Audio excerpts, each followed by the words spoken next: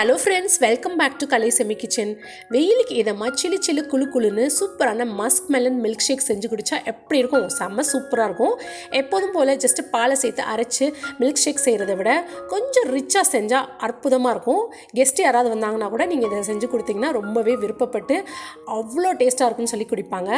அதுக்கு ஃபர்ஸ்ட் ஸ்டெப்பாக 4 ஸ்பூன் ஜவ்வரிசி எடுத்து ஒரு கிணத்துல சேர்த்துக்கலாம். இன்னொரு கிணத்துல 1 ஸ்பூன் பேசில் சீட், அதாவது சப்ஜா விதையை சேர்த்துக்கலாம். தேவையான அளவுக்கு தண்ணியும் விட்டு அதை ஒரு 10 நிமிஷம் அப்படியே ஊற விட்டுடலாம்.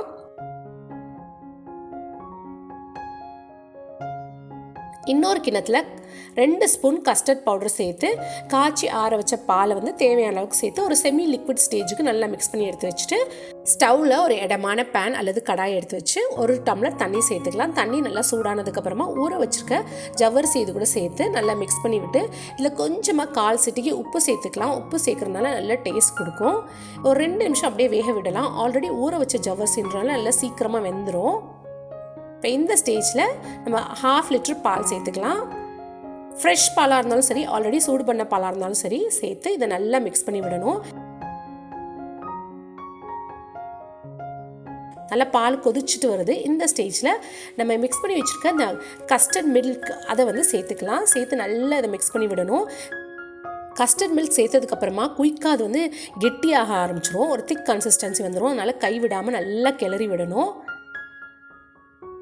இப்போ நல்ல அந்த கஸ்டர்ட் மில்க் எல்லாத்தோட சேர்த்து ஒன்றா பிளெண்ட் ஆயிடுச்சு. இந்த ஸ்டேஜில் இனிப்பு சுவைக்காக ஒரு 4 ஸ்பூன் சுகர் சேர்த்துக்கிறேன்.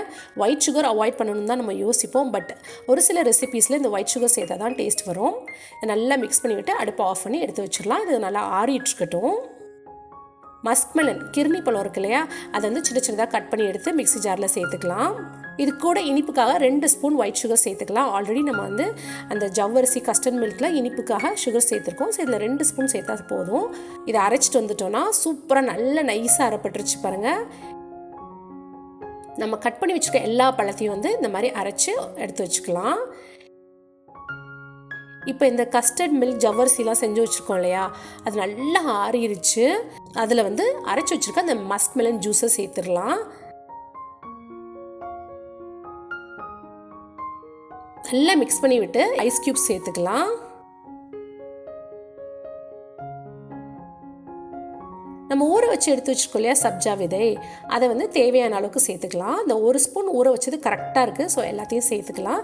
சேர்த்து மிக்ஸ் பண்ணி விட்டோன்னா நல்ல ஒரு சூப்பர் ரிச்சாக இருக்குது பாருங்கள். பார்க்குறதுக்கே நல்ல ஒரு க்ரீமி டெக்ஸ்சராகவும் இருக்குது. இதுக்கு மேலே நமக்கு விருப்பமான எந்த நட்ஸ் வேணாலும் சேர்த்துக்கலாம். நிறைய நட்ஸ் சேர்த்துறாதீங்க, ரொம்ப ஹெவி ஆயிரும். ஓரளவுக்கு சுமாராக கொஞ்சமாக நட்ஸ் சேர்த்துக்கோங்க. பாதாம், பிஸ்தா இதெல்லாம் குட்டி குட்டியாக சாப் பண்ணி சேர்த்துக்கோங்க.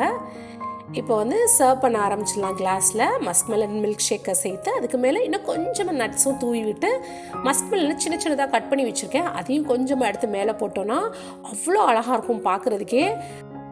யூஸ்வலி செய்கிற மஸ்க்மெலன் மில்க் ஷேக்கை விட இதில் நம்ம நிறைய இன்க்ரீடியன்ஸ்லாம் சேர்த்துருக்கனால செம ரிச் க்ரீமி டேஸ்ட்டில் சூப்பராக இருக்கும். டேஸ்ட்டும் அட்டகாசமாக இருக்கும்.